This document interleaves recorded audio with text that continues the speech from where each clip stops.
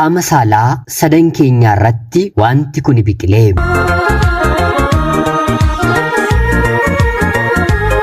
Yeroodhaaf maqaa kiyya himachuun barbaadu kanan dhaladheetti guddadhee Jiituu Magariituu Oromiyaa keessatti barnoota kiyyallee maatii kiyya biratti kutaa 1 hanga 10tti baradhee xumureera.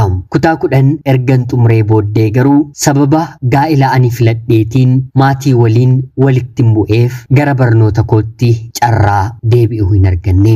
Anaa fi barnoonni otuma wal barbaannuuti walirraa fagaanne. Jaalala kanin jalqabe umrii koo waggaa 14tti yeroon barnootaan kutaa 6ffaa baradha. Dargaggeessi ani jaalladhe immoo kutaa 7ffaa barata. Achuma ollaa ganda keenyadha. Anaa fi inni ganamaan otoo nama biraa hin beekin jaalala addaa wal dhandhamsiisuu walitti eegalle. Kan marsaa lammaffaa inni dargaggeessa ani immoo shamarree erga taanee booddee jechuudha.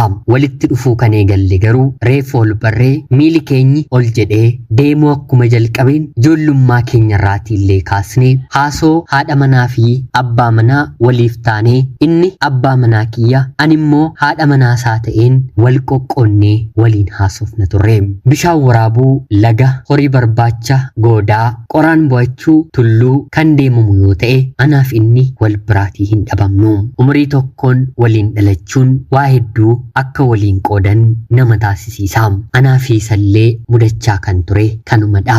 Nuyi miti maatiin keenyillee ijoolleen kun bifa kanaan walii galanii jennaan guddataniillee haadha manaaf abbaa manaa akka waliif hin taane hin sodaannaa jedhamee nurratti haasa'ama ture. Haa ta'uutii garuu kanaan otoo jennu yeroon ani barnootaan kutaa 4ffaa gahu obboleessi kiyya hangafaa obboleessa jaalallee kiyyaa waliin walitti bu'uun waraanee mar'immaansaa gadi yaasee lubbuunsaa haga xiqqoof jedhamee hafame. Maatiin isaa araarallee didanii maatiin kiyyaa fi maatii isaa gidduutti achuma ollaa taanee lola diinummaa guddaatu nu gidduutti uumame. Akkuma isaattiyyuu jaarsa biyyaatiin araarri buufame ijoolleetu waliin haasa'a malee maatiin garaa waliif hiikuu waliif diiguu didee. Maarree ga'anis suuta dargaggeessa kana waliin walitti siqne ijoollummaa kootii kaasee wanta natti toluuf yeroon kutaa 6ffaa baradhu jaalala waliitiin eegalle. Akka maatiin kiyyas maatiinsaas walii keenyaan waliin akka taanu hin barbaanne lamaan keenyiyyuu ni beekna. Haa ta'uutii garuu yeroo tokko garaa waliif qoodanii nageenyi guddaan gidduu isaaniitti ni uumama. Yeroo sana haala mijeeffanna jennee hamma dandeenyu jaalala keenya dhoksaadhaan dabarsaa turre. Kutaa 6tii 7 7tii 8 8tii 9 ga'e. Yeroon ani 9tti darbu jaalalleen kiyyaa akkuma koo kutaa 10 qoramee qabxiin maatirikii jalaatti hafa. Yeroo kanatti anaan nama ri'achuun maal naaf wayyaa barnoota jedheen yoon manaatii ba'e siitiin dhabuu koodha. Anaaf si gargar bahuu keenya barri barnootaa waggaa 3dha. Hojii barbaaddachuun jira. Ati immoo bara dhufu barnoota kee xumurtaa kan kees carraan qabxii waan hin beekamneef maal haa ta'u jedhee na gaafata. Yeroo kana anis hundaafuu jaarsa yoo ergite maatiin kiyya akkasin fudhanne gaaffiin qabu. Haa ta'uutii garuu anis kan hin barbaadu magaalaa Finfinnee deemiitii hojii eegali. Yeroon dhufu jechuun bara dhufu yoo qabxiin naa dhufe kutaa 11ffaa na barsiista. Yoo qabxiin naa dhufuu baate immoo kolleejjii na barsiistee baradhee ka'een ani immoo dabaree kiyyaa sin barsiisa jedheen walii gallee. Magaalli Finfinnee ganda keenyarraatii kiiloomeetira 27 irratti fagaatti. Magaalaa Finfinnee deemee akkuma dhaqeen mana jaartii abbaa manaan irraa boqotee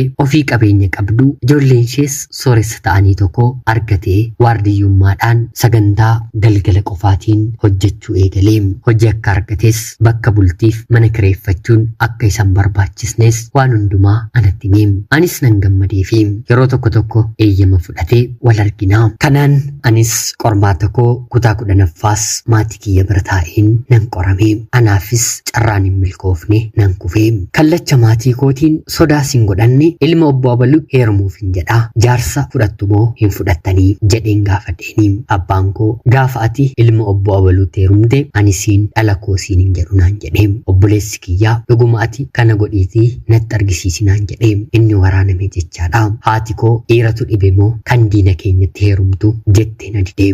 Akka isaan tole hin jennes dursee mayyuu waan hin beekuuf tole gaa erga jettanii jedheen halkan tokko uffata koo walitti qabadhe jedheen gara jaalallee koo biraan deemee mana xiqqoo tokko nuuf kireessee baatii onkoloolessa irraatii kaasee mana tokko keessa waliin jiraachuu eegallee. Kanaan halkan mooraa sana eega guyyaa yeroo hojiin alatti ana biratti dabarsaa jireenya mi'ootuu fi ho'itu tokko waliitiin jalqabne. Leenjii tokko irratti afaan Amaariffaatiin otoo barsiisaniin dhagahee dhalli namaa otuma jiraatu miilli isaa abidda nama gubu ho'aa fi gubannaa of keessaa qabu keessatti miila isaa darbachuu ni danda'a. Akka keessatti hin dhiisneef abiddadha. Akka keessaan baasneef immoo ho'isaas isatti toleeraa yaada jedhu ture. Maal jechuu seetanii abbaan manaan koo mooraa sana eeguu seenee waa biraas waliitiin eegaleera. Otoon ani gara magaalaa Finfinneetti illee hin dhufin jechuudha. Jaartiin mana ishee eeguu fi isheetiif waardiyaa qofa miti. Sanyoo yookiin immoo galgala deemee kan ishee waliinis ciisudha. Akka barbaadde maallaqa kennitiifi halkan hojjetee silaa guyyaas hojii gara biraa barbaaddatee hojjechuuf humna qaba mitiire. Abbaan manaan koo hojiimti waardiyyummaa kun nagahaa dabalataan hojiiwwan saffisoo ta'an tokkos nan argadha jedhee hojii humnaa kan guyyaa hin hojjetu. Anaanis kolleejjii nan si galcha otoo naan jedhu barattee immoo maal fayyadaa barachuurra yoo hojjette wayyuu jechuun mana bunaa tokko keessatti na qacarsiisee hojjechuu nan jalqabe. Jaartii bira guyyaas galgalas ni deema.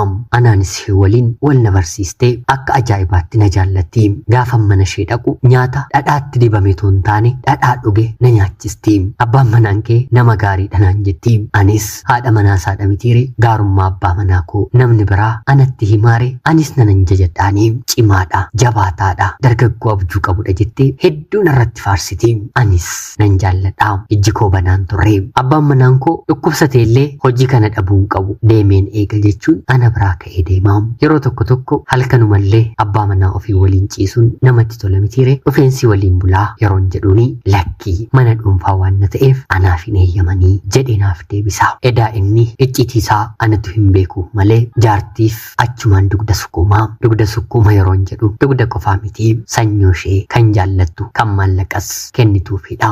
Anaaf abbaa manaadha isheetiif immoo sanyoodha. Wanta ishee bira buluuf anaan immoo na jaallati. Gaafan dhaqu maallaqallee naaf kenniti. Ijoolleen ishee magaalaa Finfinnee keessatti hojii babbareedaa hojjetu. Konkolaataa mataa isaaniis ni qabu. Warri dubartootaallee konkolaataa manaatiin gara mana barnootaa isaanii deemu. Tilmaamaan jaartiin kun umuriidhaan waggaa 50 haga 60 gidduu taati. Haa ta'uutii garuu baay'ee waan of qabattuuf humni ishee akka dubartii waggaa 20 haga 30 jedhamee haasa'amuun ni danda'ama. Haasoon faashiniin gochaan ishee hundinuu wanta nama ajaa'ibsiifudha. Otoo kanaan jirru jaarsa kiyyaaf ani garraamiin keessan nan ulfaa'a. Akka ulfaa'es battaluma baatii 2 toon xumuriin sarpiraayis godheen abbaa manaa kootti nan himaa. Innis guyyaan itti hime sana baay'ee natti gammadee na dhungatee ol na baatee gadi na buusee gammachuusaa guutummaa guutuutti ibsate. Haati manaan koo abbaa mucaa na gochuufidha jechuun obboloota isaatiillee guyyaama sana hime. Anis gammadeen guyyaama lakkaa'uu eegale. Haa ta'uutii garuu torbee booddee abbaan manaan koo kottumee ni mari'anna naan jechuun bakka hojjedhu na waamee gara manaatti na fudhatee gale. Anis maalidha dhimma maaliif hojiirraatii na kaasta yeroon jedhuuni wanti amma gochaa jirru kuni sirrii miti. Sa'aatii kanatti anis ta'e ati waan of harkatti qabanneeru hin qabnu. Dhalli nun barbaachisu. Siifis anaafis jireenya nuti yaanne nu jiraachisuu danda'a. Dura of harkatti waa qabannaa jedhee na gaafate. Anis kun immoo maal jechuudha? Obbolaan koo eessumooliin koo firoottan kee walakkaa maallaqaa miindaa amma kee otoon argatiinidha. Ijoollee horachuu jalqabanii ati maal sodaattaa? Homaan sodaatiin ani jira jedheen yaada isaa fashaleessuuf yeroon yaadu qoosaan jira miti. Hiyyummaa keessatti hafuun barbaadu. Qabeenya dhaabbataa ta'e mana yookiin immoo konkolaataa godhachuun qabaa jedhee naaf deebisee. Anis hojiin ati qabdu gaariidha. Haa ta'uutii garuu akka fedhe otoo walitti kuufatteellee mana yookiin konkolaataa siif bituu hin danda'u. Waggaa meeqa nutti fudhataa? Kanarra jireenya keenya ishuma amma qabnu kanaatiin bareechinee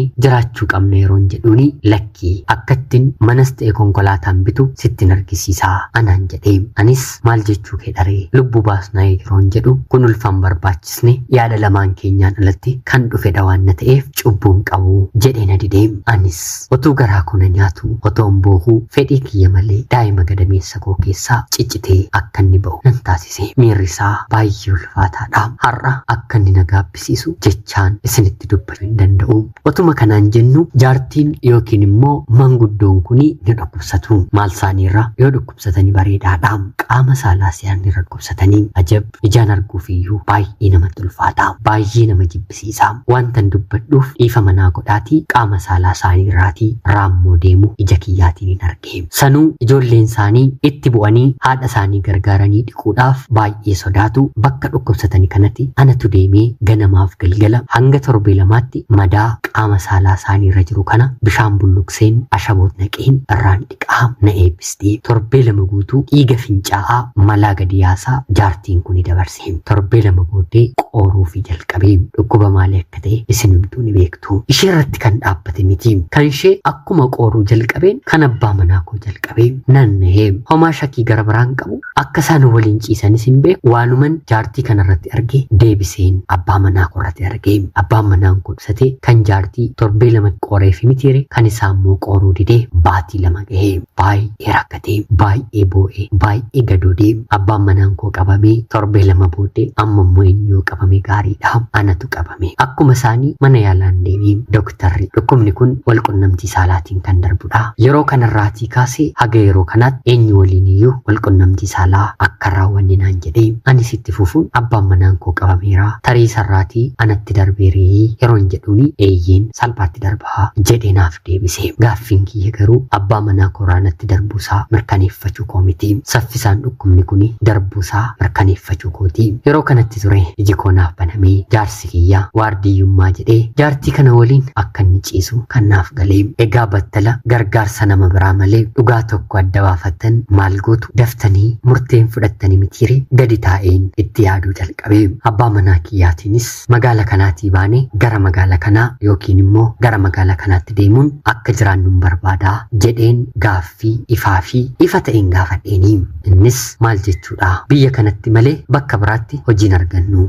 anis atis hin barannee maallaqa akkana nama naaf kanfalu eessaatiyyuu immoo hin argadhu jedhee naaf deebise yeroo kanaanis kanaan booddee bifa kanaan si waliin itti fufuun barbaadu hamma guyyaa guyyaa anatti deebitu jaartii kee waliin achuma jiraadhu anis ree jireenya koon barbaaddadha jedheeni yeroo kanatti inni maal dhageesseedha maal argite jedhee na gaafate anis wantan argite nimi amala kiyya waan beekuuf ifa manaaf godhii bakka ati barbaadde deemeen hin jiraadha lamuu lammataa hojii kana keessa eenyu waliin iyyuun seenuu maallaqa gaarii wanta naaf qodduufan jaartii kana waliin ciisaan ture dhiifa manaaf godhi malee anaanis kan baay'ee na gaddisiisu yoon daa'ima godhadhe mana koottan jedhu waan barteef jaartii kanatu daa'ima kana akkan baasisu na dirqamsiisee yoon baasuu dide mindaa koo akka hir'istu hojii kiyyallee akka narraa fuutu natti himtee jennaan kan hin danda'u sumaanidha sitti meen daa'ima waliin ajjeesnee jedhee na boossisee argitani mitiire umurii malee deemuun gita ofii malee tarkaanfachuun maalirra akka nama buusu dhala koo gadameessa koo keessaatii na baasiste kanaan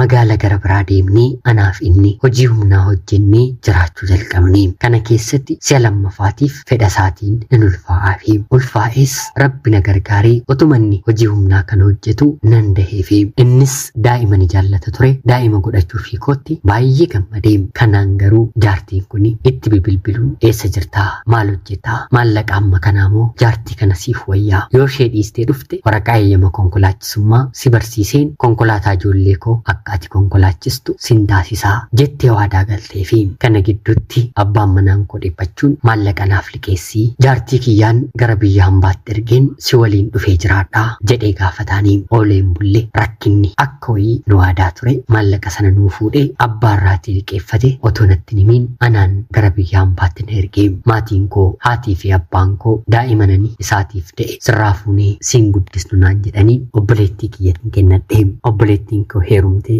biyya gaa'ela dhaabbatteetti isheetti kennadheen gara biyya hambaatti godaanee bakka kanatti kan hin beeku jaarsi koo magaaluma dhufne kana hojjete akka inni jiraatudha haa ta'uutii garuu anaan geesse gara jaartii isaatti deebi'ee yeroon gaafadhu takka mana jijjiirradhe anaafsi adda baasuuf oduun gidduu oofanidha jechuun wantoota garaagaraatiin anaan sobuu jalqabe haa ta'uutii garuu ani biyyaa baanaan ishuma bara deemee galee eeyyama konkolaachisummaas magaalaa Finfinnee keessatti baafatee oolee otoon buliin hojiis kanuma ijoollee jaartii kanaa qabatee hojjechuu jalqabee baay'ee Finfinnee konkolaataa FSR jedhamutiif konkolaachisaa ta'ee yeroo kanatti naaf kakachuun guyyaa guyyaatiin miila koo balbala ishee godheen beeku jechuun yeroo hundaa natti dubbata. Ani garuun amanuuni hanga Finfinnee deemetti jaartii kana biraatii hin hafu jedheen sanuu hojii ijoollee ishee otoo hojjetu baay'een isa sodaadha. Dhumarratti obboloonni koo konkolaataallee akka mooraa ishee keessa bulchuu viidiyoo waraabanii yeroo naaf ergan lamuu lammataa